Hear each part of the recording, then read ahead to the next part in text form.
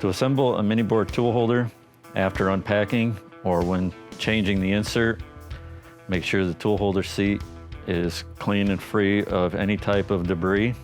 Find your insert that you would like to use, the cutting edge that you would like to place in the first position. Place the insert into the insert seat.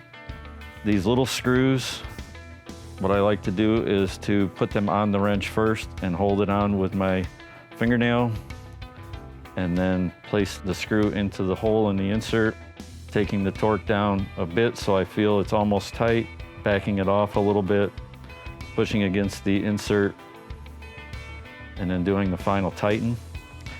And the insert, about as much force as you can apply with this small wrench is about as much force as you want to put on that screw to tighten it. Do not over tighten the screw, you can't crack the insert.